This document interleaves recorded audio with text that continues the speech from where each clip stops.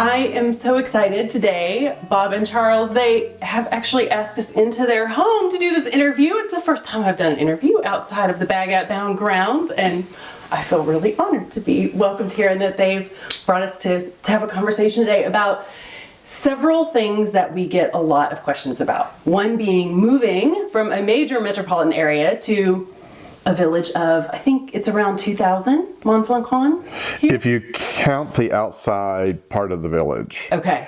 2,000 to 2,500, we've heard. Okay. The Bastide itself, where we live, is about 500 people. Oh, wow. When everybody's in town. When everybody's in town. Okay.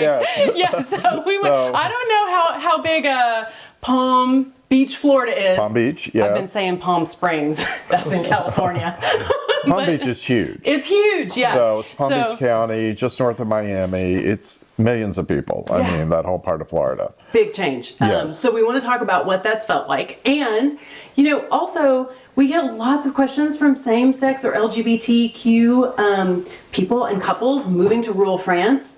What will that be like? Will I be able to find community? How will I be received? So we're going to talk about both of those things in this interview. I'm excited. So please introduce yourselves so they know who Bob and Charles are. Who's who? Okay. Well, I'm Charles, and this is Bob. Process of elimination.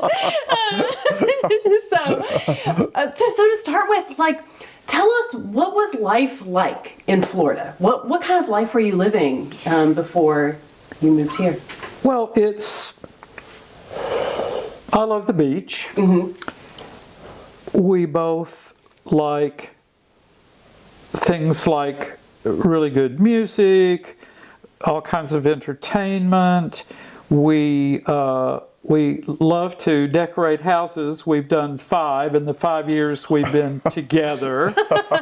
So not to be stereotypical, but we enjoy that. We like the process. Charles says this will be the last one, although I have an eye on a place. But that place is closer to me too, so I'm in. Okay. So Palm Beach was exciting, fun, very, very busy. Everything you could possibly want was at your doorstep. Yeah. Literally. Fine restaurants, beautiful beaches, and museums, art museums, just everything. With 3 Neiman Marcuses within driving distance where we were. Wow. So okay. Nordstrom's was 2 minutes away. Yeah. So there was a beautiful mall with the Nordstrom's anchoring it. So we loved the shopping. Yeah. We loved the restaurants. Hated the traffic. And in summertime, the population of South Florida just swells. All the northerners come. Yeah. So summertime was kind of crazy. Yeah. So we were a block off the Intercoastal Waterway. We had many restaurants. You could be on the Intercoastal Waterway. So what was it? I mean, this sounds like a pretty nice life. It was. So when we met, we were in Huntsville, Alabama, and that was really Bob's home. And we lived there for 4 years, and we had my cabin and his beautiful home. It was a mid-century home. And we decided at one point to downsize and to go to a retirement community. Mm-hmm. We ended up being the youngest people there. We found out the average age for a retirement community is like 84 or something. Wow. So we were quite young there. Yeah. And it was good. Everything is taken care of, and 2 meals a day are provided, and housekeeping is provided, and it was like that. And we had a beautiful condo there that we decorated. And then we found one in Palm Beach, Florida, and it was bigger and nicer and near the beach, which he loves. Had a pool, a heated pool. Had a pool, nice. a hot tub, which we didn't have in Alabama. So, and it was newer and fancier, so we did that. And he was kind of stepping away from his real estate business a bit and letting the team manage more so he could be more remote. So the Florida thing became very viable. And it was great. We left a lot of friends behind. Bob is the kind of realtor that for 40 years, anyone who bought or sold a house through him became Coming his to friend. Christmas. Yeah. So we were always entertaining people. We were always taking them out and going out. So we had a lot less of that community when we were in Florida. Yeah. So what was it that brought France into your minds or in the forefront? Well, we had a friend, and maybe you want to speak to this, Bob, who had moved here maybe 6 months before us. One of his real estate clients, and somebody he'd known for decades. Yeah. He lived in Huntsville. He then lived in New Mexico. And he and his then partner, they've recently gotten married. They found Montfaucon. So literally here, you had a friend here, Yes. not just in France. They invited Yes. us over for Christmas and New Oh my Year's, and we gosh. came. And we said, well, if they can do it, why can't we do it? Type of thing. Yeah, the reason we started the YouTube channel. Well, and, Exactly. To be able to see if Exactly. they can do it, I could do this. So, go ahead. and you get a little bit older, and even flying on good seats, air travel, it's very tiring. It You is. get a It's hard. little older. It's a hard so trip. I have we both love Europe, love to travel around Europe. And so I thought, well, the United States is a wonderful place. It has everything. You'll never see all of the United States. There's still a lot of things to Right. do here Yeah. and travel here. But so the European travel is probably kind of out. So when we had this opportunity to come for a visit, the more we thought about it, the more we went, well, you wouldn't be living just in France, you'd be living in Europe. And they have trains, and we'll have a car, and all this. So it really made sense to do this. And it really is, where would you be happy? And you have to not be afraid to try things. Already knowing some people here. Oh. And they said, come for a few weeks, see how you like it. Yeah. So we started looking at houses online. We booked our tickets for a 3-week trip over Christmas and New Year's. And in the meantime, we found a house online that we absolutely loved. And we kind of thought, we don't want to lose this house if this is as good as we think it is. Wait, this was before you even made it for the Christmas trip. So you hadn't even seen Montfaucon yet. No. Oh my gosh. I We think did I have been everything you say not to do. I know. We're like, take a reconnaissance trip, Yeah. live for a few weeks, rent. But our friends had sent videos, Yes, and they had talked. They did a Yeah. walkthrough Yes. with their cell phone. Yeah, Sent you us had- a you had boots video. on the ground, They right? came over That's- here and they met the owners who were selling. They Yeah. told us all about where it is in the community. We were doing satellite views of wow. it. So, and the thing is, I'm a retired realtor, among other things. Bob is a realtor. In the U.S., the real estate, when you get interested in a house, that's when other people get interested, and it goes. And we don't want to lose it. Yeah. So we started the LOI, the letter of intent, from the U.S. Wow. And I knew if we really didn't like it when we got here, we could get out of it. Right, you I have didn't want 10 to do days, that. right? Yeah, But we have that 10-day but that's window. what that 10-day window is for. It's a cooling off Exactly. period. That's what it's for. And we were on our way. So day one of arriving here, we had an appointment to come see it and to do a walkthrough. The sellers were still living here. And the only thing I had a thought about when we saw it in person, it was a little more rustic than how the pictures showed it, but I loved it. I loved the house. I loved this beautiful courtyard out here. I love where we are in the village. I think we have one of the prettiest streets. So all of our neighbors are into plants and landscaping. When you turn the corner, you can see that. Yes. So, and how you can walk to everything and the convenience of everything. I just loved it. Yeah.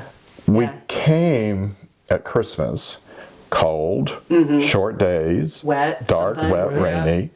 And we thought, well, if we like it now, we'll like it the rest of the year. And we did. Yep. So. Wow. Sometimes things just fall into place.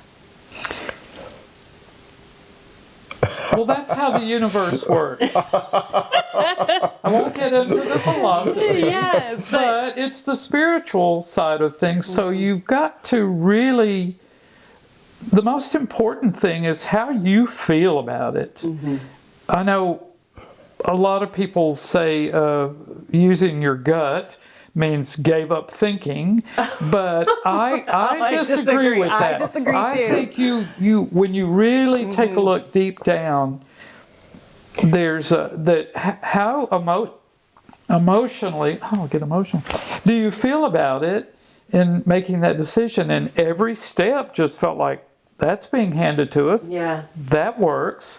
Well, that's data too, right? That gut feeling, those emotions, those are all data that are coming to you that have been collected throughout your life about how you feel and react to things and what your experiences have been. And I find it strange that we invalidate those feelings from a different organ other than our brain, when our brain's thoughts are also, it's just also data from coming within ourselves. So the voice in the head, the voice in your head that is going 24/7, at least in my case, and often negative, it starts working there. I only had a on the trip over. So we made the trip over, then we went back, knowing we had made this decision totally. Yeah.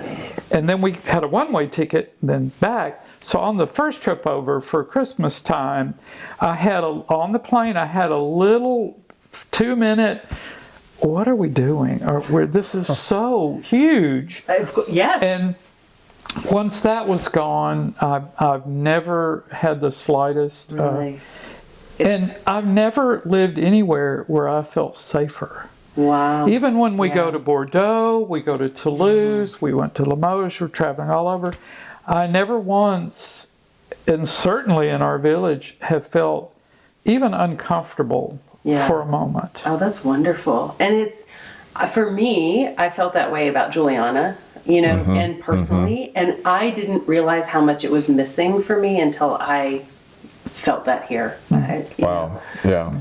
I want to ask you guys some more questions about like what village life is like here for you, but that actually brings me to another question that we get lots of questions about, which is from LGBTQ folks or same-sex couples or trans. Like, I think there's this idea that maybe Paris, it's a big international city. You're probably going to be able to find your tribe and some sort of acceptance. Yes. But rural France, like, how have you felt received? Well, we're not the only gays in the village, number one. Really? Oh, Really. that's a reassuring thing, I think, for people to hear. So there are other gay and lesbian people here. Some are full-time, some are part-time. Yeah. I think for us, and the way, even before we met and came together as a couple, we both had gay friends, we both had straight friends.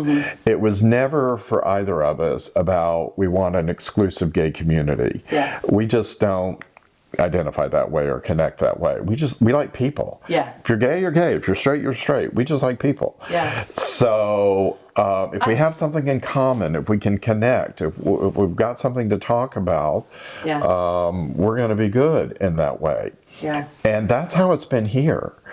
So we have so many friends here. Oh my God. Okay. And it's so easy to make friends here. I agree. And maybe we're skewed by the Southwest, because I've heard from other people the Southwest is a very friendly area. And obviously we all live here. But it is. But I can't say what the rest of the country is like in that regard. Well, as we've traveled around, big cities, smaller towns, we've never felt. Now, maybe I'm sure part of that is what we put out there. Yes, you guys are very open, you're friendly paranoid, people. you're paranoid, but you're going to suffer from that no matter where you are. Yeah. But if you're relaxed and you expect to be... the lady across the street, who's become a wonderful friend, had us over for dinner the night before we went back on our first trip here, and we were coming back to move here. And I remarked how people had parties for us. The owners of this house had a beautiful party for us. Oh my God. A couple of nights before we went back, and it was Christmas This was during time. our first trip. It was, and we met every. That's You know, in the U.S., wonderful. sellers and buyers never get together before closing. They're having a party for us. So that's funny. I did that for the buyers of our house once, and I got in trouble from our realtor. He was so mad at me. You never put buyers and sellers together before closing. So we're like, okay. They showed us around that. They had this, and they had all of the people they had here were interesting and amusing, and people we got to know later. Wow. So the night before we went, the lady across the street, and I mentioned how wonderful everyone was, how friendly and open.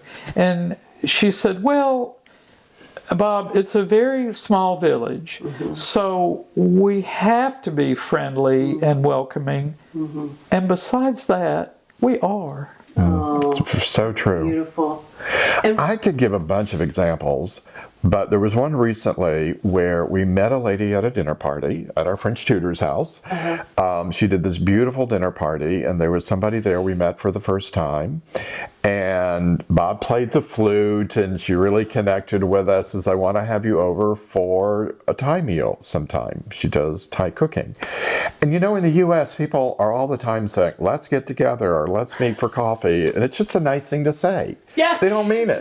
No, but it's a nice so thing true. to say. You understand. So, and you just do acknowledge understand it, that. and you realize Oh it's my never God, going to it's happen. so true. But you smile and you say thank you, and you go, what? Here, no. You better not say you're going to do it because they expect you to do it. So a week later, we're in one of our local restaurants. She's there having lunch. She comes over. Is next Thursday night good for Thai I food? love it. This has been exactly my experience too. And I go, wow. Yeah. She meant it, Yeah, you so, do. yeah, and so it's on our calendar. Our calendar is so full here. With what kinds of things? Because I think people often think they'll be Invitations. bored. To dinner people's at homes. people's house. every Dinners, night, barbecues, movie night. come swim in their pool. Come swim in the Yeah, movie night. We've done that here up in our second floor room, TV room. And sometimes they'll just drop by. Yesterday this was is a good. really beautiful little experience. I love to bake. We've got our kitchen all done up. We've got all our appliances that are European. That we had to get everything new. Wasn't that terrible? So we even got a new oven. So I had I usually have a cake or some pastries or something that I've done up, and we had something there. So some people came over to get some clothes that Charles was done. By the way, we've both lost lots of weight. A lot. Not even thinking about it. Up and down the hills. You walk a lot in Europe, but also everything is farm to table. Yeah. The food is So much less fresh processed. and tasty. It's not processed No very much at additives. all. Yeah. People here they'll go out to the grocery store. Your refrigerators are small. Yeah. I understand some people don't even have a refrigerator. They go to the epicerie around the Really? corner. We've they heard. get their fresh food that day and they cook it. That's too far for me. I know. But so we naturally have lost weight. So where was I going? I was talking about. Someone's stopping yesterday. by because Yes, you yesterday. you're Southern too, like me. And I remember. Yes. Do you remember when it's like, don't eat that? That's for company. You know how you Yeah, bake yeah. something Right, anyway. right. You had. Well, I had texted a friend to see, because they had had a medical test, and I wanted to know if everything was okay. He's had some concerns in the past. Well, they were in the village. They live outside of the village, but they were up here. So they just came by and rang our doorbell. Oh, yeah. And then a few minutes later, the person coming to get some clothes I was giving away rang the doorbell. So all of a sudden, we had two other couples here. We're serving coffee, and Bob had made a gâteau, and we're serving that. And then both of the men go up there to look at my clothes that I'm giving away and pick out some things. And they stayed a couple of hours. It was great. Yeah. I think that just happened. it just happens. Yeah. I know. I feel like there's so much coordination that used to be required, in the U.S. But you guys just hit on the big difference, I think, between living in a larger city in France and village life. And I think thinking about this ahead of which one suits your personality and what you want is important, because exactly what you said, you've really got to put yourself out there and become part of a community, and then your social calendar just fills up. But It does. It's in doing things with the village, locally, with Right. friends, at each other's houses. It's not as much going to be, and we do have art expositions and We do things too. that We have come music and- expositions, Yeah, art. We have the big medieval festival every Yes. year. It's huge. I mean, Oh. 10,000 people literally Oh my god! Oh, come you to guys, it's town. huge because we have a small one. Yeah, but it's huge. It's not that big. Yeah. So there's things, but it's different. I feel like than in the city when you say, "Oh, something. This is in town," or "Let's go out to this restaurant." It is more I think it's more intimate in a way. It is. It It's very easy to meet people. We have 6 or 7 restaurants here. All of them are wonderful. You have lunch out somewhere, and when you sit down in a restaurant, the people at the tables around you, they start conversation. Oh my gosh, yes, that has happened to us too. Or perfect stranger sitting next to you when your food is served, they go, bon appetit. There's also a wide mix here, in this village anyway, of ages. There are young people love here. that. There was a new restaurant that opened this past summer, and it sort of became the hangout for the 20, 30, 40-year-olds. Nice. And it was great that they kind of had their spot. Yeah. So, yes, there's a lot of retirees here. Yes. Obviously, but there are a lot of working people here too, Yeah. you know, in midlife. So there's that. One thing we did from the moment we arrived is we intentionally did everything we could to support our restaurants and to support our vendors. Yes. We have probably been in every shop in this village multiple times. If they have something we like, we want, we need, we get it there first. Yes. Yes. So yes, I go to the Epicerie right here before I go to Auchan, the big grocery store. Yeah. Because I want her to succeed. Yes. And they love it. They Yes. appreciate They it. do appreciate So they it. know we're supporting them. Yep. And then, you know, we always say bonjour when we walk through the door. Yep. We always say au revoir when we leave. Yep. We're both studying French and we're learning. The French are so complimentary that we're trying. Oh, They yeah. love it that we're trying. Yeah, well, and it's wonderful. I mean, you know, you found a local French person here who's teaching you Right, French. right. I mean, yeah, I really feel like that's a huge part of like finding your place and being accepted, right? Is like participating in local life, like walking down to the shop and seeing what you need before you just order on Amazon. Yeah. You know, because that's the American habit and that's what we're used Exactly. to. And I know that brand, I know that thing. Yes. But like to be able to support things locally, and it takes longer. I mean, sometimes I drive to the next village because they have, you know, I know that their hardware store might have something. Right. But I want those things to be there, and Yes, I want those yes. places to succeed. So Yes. it's worth the effort, you know. I've never lived anywhere, though. I'll be walking down a street and a shop owner comes out to say hello to us because they see us passing by. Yes. And we've been in there, we've shopped in there, they know us. Yes. You know, Oh, we yeah. bought, there's a statue, a metal statue we bought that's in our courtyard. And we got it from a shop here. And when we walk down, she's always coming out, how's the statue? You know, how you doing? You know? And it's Well, like, the sculpture, she brought the Yeah, sculpture over to see exactly. the setting, and that just doesn't where happen should we in the put U.S. this? Oh And- no, I and all know. that. I mean, there's a shop owner at Ame. She has a little clothing boutique, and Juliana and I go in there Right, pretty often. right. And you know, Juliana's sewing the dress that she sacrificed her finger for. Oh, no. But she wanted to take it to show her when she was done with it. And Yeah. I told Jason, I was like, oh, I love that we live in a town, where there's shop owners that Juliana wanted to go and show her something she created because she knew she'd be excited to see it. I know we could all talk about this forever because we love village life, but like, what are some of, besides just the fact that it's harder to slip through the cracks, right? I think it's actually is easier to find your place in a smaller place because everyone's going to know you're here. Right, People realize right. you're here. They will. But like, what do you think the other benefits are to a retirement in, you know, Southwest France village life? Other than your dollar goes further? Oh, that's, that's a big one. Yeah, it is. We can live more economically. Mm-hmm. We can travel more. And it's not so, we loved traveling to Europe when we lived in the US. We did European cruises, we did European trips, we went to Rome, we went to the Adriatic coast, we went to Greece, we went all over. Yeah. But that overseas flight, just at our age, please, it gets harder. Yeah. And here you can drive to so much, or short train, or very inexpensive flights.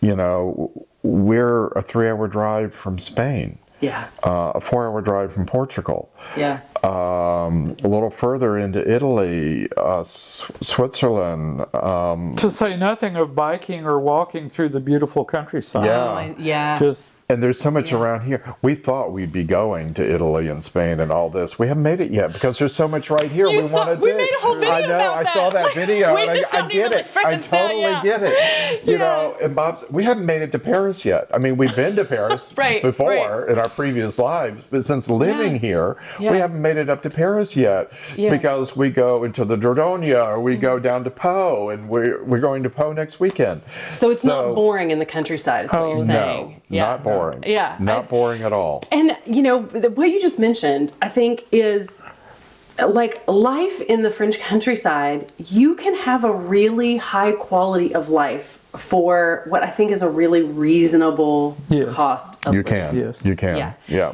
And, you know, once you're not tethered to a job in a metropolitan area in a Right. city, Right. then, you know, I think what's available here in the countryside for the same cost of living that you would, you know, be paying in the U.S. is just, they're not, it's, I don't know, it's hard to even compare. well, that we wanted to avoid suggesting or hurting the French people's feelings because things are. But you know, Americans need to know about that. I Yeah. feel like if very many of our friends or Americans in general came over and spent some time with us, they'd go, "Oh." Yeah. You know, and Yeah. we want to learn the language as part of a show of respect and incorporation. We're Absolutely. determined to do that, and that's not an easy thing to do. It takes time. takes You've got time. to have You have some to time. prioritize and it. if you're Yep. still working, but we feel like that's very, very important. But that having been said, you can function totally fine without it. And the French, I know this is not a popular conception, the pharmacy, the grocery store, the car dealership, everything, and they did not speak a word of French at the car dealership much. There was one person English, there of English, Yeah. but they really knock try. themselves They out try very trying to be hard. supportive. Yeah. I've never known anywhere that they worked so hard to please Yeah. and to help you out. What Yeah. I don't get is this opinion, I guess, that Americans have about the French is that they're rude Yeah, I don't understand it either. because it doesn't happen here. It Yeah. just, You know they're what? friendly, they're welcoming, they're supportive. And if you're trying to integrate into their culture, if you're trying to learn the language, they love it. They Yeah. absolutely Oh, yeah. love it. They're supportive. They're complimentary. Yeah. They might correct you, and I welcome those Right, corrections. I need to hear- because yeah, I need that. It's part of the learning process. Yeah. Well, more often than not, they'll say, "Oh, I'll help you with the French, but I need help with my English." Oh, we A get lot that of all the these people time. are right. Yeah. And They want to so learn English. There's an amazing. exchange there that Yeah. is a very friendly thing. Yeah. Well, and I think like what you guys are saying is that, so to me, like traditional French village life is such a beautiful communal experience. And as people, especially that watch our channel, most of the people that watch our channel are interested in places outside of Paris and outside of some of, you know, the bigger, you know, popular cities. And I think it's wonderful that as immigrants, we can come to these areas that can use money, frankly, right? Yeah. Because they don't have as much population. Like lives have changed over millennia, right? Like Yeah. there's not as many people. And so I think like to be able to live in these areas and, you know, my hope, I think secretly with the channel is to actually encourage people that want to move here and be a part of traditional French life and become part of preserving that and Exactly. bringing Yes. life and money. Well, and, these villages are worth preserving. I mean, the Yes. architecture alone, it's worth preserving. Oh, absolutely. And But yeah. I think we've got the best of both worlds because Yeah. we're 2 hours from Bordeaux. yeah. We're 2 hours from Toulouse. We're a short train ride from Paris when we get to go there. Yep. Same for Lyon. 3 hours from Po, a beautiful city by the Pyrenees. Yeah. So we can go have the big city experience. We can go to the opera. feel the We same can way. go to the big museums. Yep. Whenever we want to, it's an easy drive or Yep. train ride. And but then you don't have to have the day-to-day hustle and bustle and all of that, and spend an hour looking for a parking spot for the car, that type of thing that the cities have. Yeah. So I kind of like this country. I lived in Los Angeles for 22 years of my working career. Yeah. Loved it and had a great life. Don't want to go back. Yeah. I'm kind of done with that. So, And this is where I'm at right now. It really is. Who do you think should not move to a small village in the countryside from a large city? Like, right? Because I know Bob said earlier, like, gosh, we're waxing poetic about how wonderful life is. It's like, well, because we found what fits for us, right? And so, like, who do you think it's like, no, you should probably look in Nice? If I was younger, even back in 40s and 50s, I enjoyed everything that a city had to offer. Yeah. There's more shopping, there's more restaurants, there's more cultural events, there's more musical events, there's more art events, there's more whatever. There's clubs. Whatever you're into, there's more of it in the city. There's more, right. And when I was younger, I had the energy for it. I wanted to live in New York City. I got to go there a lot on business, but I thought, New York City would be a fabulous place to live. Yeah. And now I think it's exhausting to try to live in New York, let alone the cost of living there. Yeah. So, it's all in what turns you on. It's all in what you want. It's all in what your own energy is about. Would you say that rural France is comparable to rural US? No. No, not at all. No.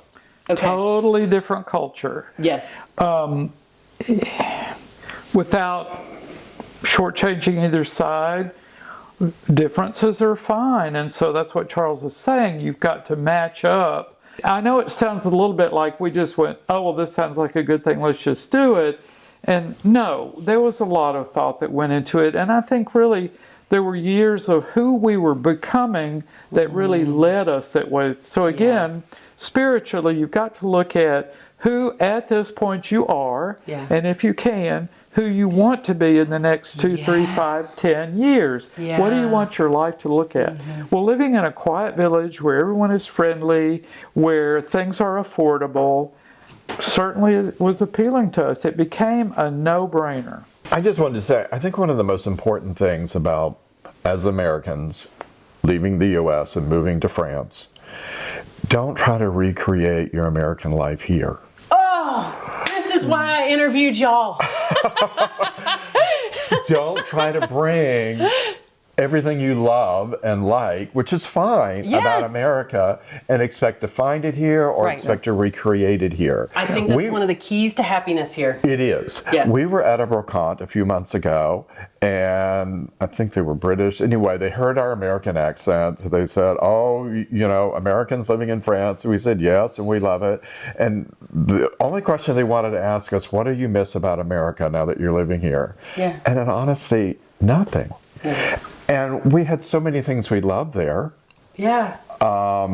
But there is so much to welcome here. There is so much to experience here. There is so much to discover here.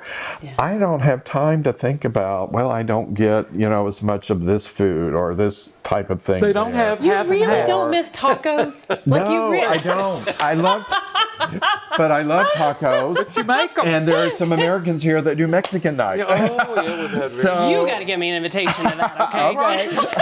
well, now, the grocery store has a Mexican there's a Mexican aisle at our Auchan here. Oh, but it's old El Paso. That does not count. That doesn't pass mustard. Okay, it is. I went it for is old- Texan. Yes. Anyway. There's not real Tex-Mex. I get that. Yeah. But there's my point is there's so much that we're still living into and discovering. I just don't have time to think about. And I'm finding so many things that I love here. Yes. I just don't really waste my energy thinking about things that I don't have here that I enjoyed in the U.S. And there's plenty, but it's just, for me, it's a waste of energy. And instead of trying to create an American life here, that will only frustrate you. Yes. It will totally frustrate you. You've got to embrace the French life, the French culture. You've just, you're not going to run into a restaurant and have a quick lunch. You're just going to have to take a breath and relax. Get yourself a sandwich at a boulangerie if that's what you need. You might sit at your table for 15 minutes before they even bring the menu. Right. It's normal. So it's normal. It's the way it's going to be. Yeah. And so enjoy it. Yes, enjoy it. And if you let it. A few things have stood out to me. It was one, I mean, you moved from a very cosmopolitan area to village life. Yes. But you came with this openness and respect for what that was. Yes. And that, it feels like to me, has allowed you guys to become part of it. Yes. And really embrace a different lifestyle and a different, just the French culture that has come with that. It's a more financially approachable life, which I think makes things sustainable and gives you options with what other things you want to do in life. Your retirement Good term, financially approachable. like just doable. Yes, exactly. It really because is. then, everyone dreams of doing things in their retirement that takes money, right? You want to travel, you're restoring a house, right? And there's more room for that. And I think there's a benefit bringing that to, village life, in the shops you support and the artisans you pay. So I think that's a real, a win-win. What you're saying, I hear in between the lines here is very excellent. It's look at what you have to offer to them within their culture and being integrated, assimilated, whatever the word is here. Yeah. What you have to give. Yeah. And it pays huge dividends. It's a win-win. Yeah, I think so too. And I think in the big cities also you can find those opportunities, but I think sometimes they're easier to spot when you're in a landscape that's a little bit more, the area is, there's not as much area to cover. Right. It's contained. Yes. It is. So, and I was thinking, and the other thing is that really struck me, you said, Charles, as we were talking about this, is that you guys have always been the kind of people who, if you were a person that you connected with, that's the most important thing. And it sounds as if the French here have received you that same way. And so, like, the idea that, of categories, or if you're straight or LGBTQ or couple, it's kind of or a non-issue. It's kind of a non-issue. Yeah. That was what I was taking away from that conversation. Yeah. And I think that's wonderful. Are you interesting? Who are you? Are you fun to be around? Yes. Do we want to talk to you? That's what they care about. Yes. So, and the other thing that I really feel here strongly, there's almost a subtext in the U.S., and again, I'm not trying to be down on the U.S., but people are kind of into, do you make money? Do you make as much money as us? Is your car, do you drive a nice car? Your social status Is your home something to do with They that. want to be with people who... You're kind of on the same, because that says something about you. Nobody cares. Nobody cares. Nobody cares how much I don't money you think make. so. Nobody cares what you drive. Nobody cares how fancy your house is here. They care about, are you interesting? Yes. Have you read something? Have you read a book we're talking about? Oh my gosh, it's so true. Do you make good brownies? Yes. Let's get our I priorities feel straight here. so much less social pressure Exactly. in so many ways. Exactly. And I actually feel more pressure. It's funny what you just said, like, have you read an interesting book? Have you seen an interesting film? I feel more pressure to make sure I've got something like kind of cool to talk about the next time I see people than I do like, what am I wearing? Of course, the French love to talk philosophy, Yes. And, they are as much into politics here as the U.S. is, but it's different. You don't see the political signs. You don't see the stickers. Yes. It's not sort of in-your-face type of thing. But, when you drive through a little village, you might see the village sign turned upside down because the farmers are protesting. Yeah. So they're engaged. They're very engaged. But it's not like combative identity politics. Exactly. To me. A very good term. No. Yeah. Very good term. You and I don't feel appreciate that. And Yeah, I I do too. respect that I do about too. them. And they'll ask you what you think about something. They'll Yes. ask you how you feel about Curiosity. something. Genuine curiosity. Exactly. Exactly. our friend who lives here, who was the first person who used this term for me that I ever heard, called people are disingenuous, but not in France.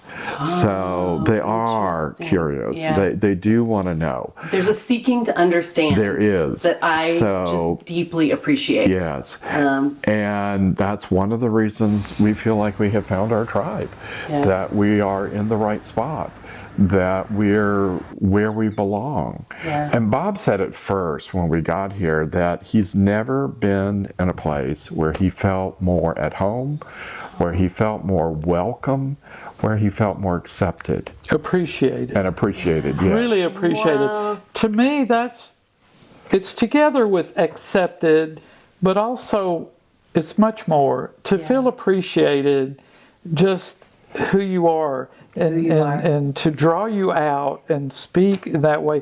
Again, even if you're having lunch in a restaurant, they show a genuine interest in each other. Yeah. It's my favorite thing. And that sense of, I think all of us, no matter where we are looking for that sense of belonging. It's like one of the core human desires. But not because of a set of rules or something in a book, but again, how you feel. Yeah, no, it's so true. I think one of the things that told me early in our first few months here that the French wanted us here and we're happy we were here is they would ask if we were going to be here full-time or part-time. Oh, and we've gotten that question too. Yeah. As soon as we said full-time, they just light up. Oh yeah, because you're going to be part of the daily life and participating, and that's what they want. And they're happy about the part-timers. It's not that they're not. We're not going to throw them under the bus. No. But there is a difference in having a neighbor who's going to be there all the time. Yeah, we're here full-time, year-round. They just light up. They beam. It makes them so happy. Well, you have a stake in it. You have a stake. It's not just your second house. The French family we bought our house from, actually, they said that was one of the things that made them the happiest was to know we were a family and we were coming to live in the house as our family. Yes.